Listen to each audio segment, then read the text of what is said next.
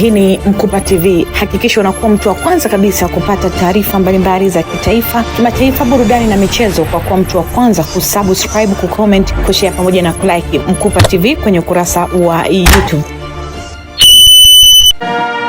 Mshindi wa pili, Wakala wa Majengo Tanzania TBA.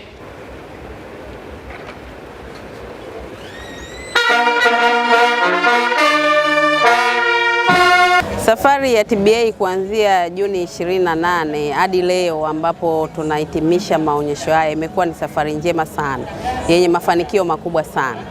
Kama unavyofahamu, huwa tunasema TBA sisi hatuna jambo dogo. Kwetu kila kitu tunakichukulia ni serious sana. Kwa hiyo tangu tunaanza tarehe 28 tulikuwa tumejipanga kwa ajili ya kuhudumia Watanzania, kwa ajili ya kuwapa taarifa muhimu ya kazi ambazo tunazifanya. Kama tulivyokuwa ni wakala wa serikali, tunatoa huduma za ushauri, tunatoa huduma za ujenzi, lakini sisi tunasimamia miliki za serikali ambayo ndio kazi yetu kubwa.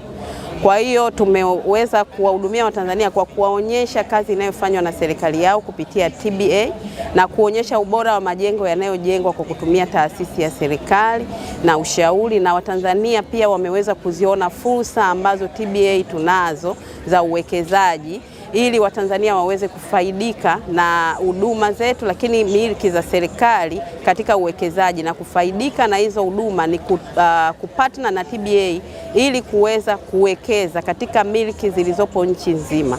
Kwa sasa tuna miliki mbalimbali ambazo tumezitangaza 149 tumezi-identify, lakini tumetangaza 38 ambazo tunategemea kila Mtanzania ambaye ana nia njema ya kuwekeza kwenye real estate ana uwezo wa kuja kwetu na kuweza kuwekeza. Kwa hiyo katika banda letu tulijikita katika kutoa hiyo huduma ambayo ni bora, na Watanzania wenyewe wameona kwa jinsi TBA ilivyojipanga na inavyoweza kutoa huduma bora za milki, na hatimaye leo tumeweza kushinda tuzo hii.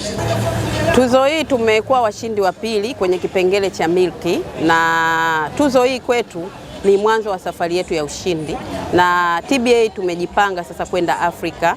Tumeanza kutekeleza mkakati mpya ambao ni umeanza 26-27 utaisha 2031, lakini sisi dira yetu ni kwenda Afrika na kutoa huduma bora ya makazi, ushauri pamoja na ujenzi, sio tu kwa Tanzania. Watanzania watafaidika na wanaendelea kufaidika, lakini sasa tunataka tuwe wabora Afrika nzima. Kwa hiyo hii tuzo nimetupa chachu sasa ya kujiona kwamba sasa tunakwenda viwango vya juu zaidi vya kimataifa.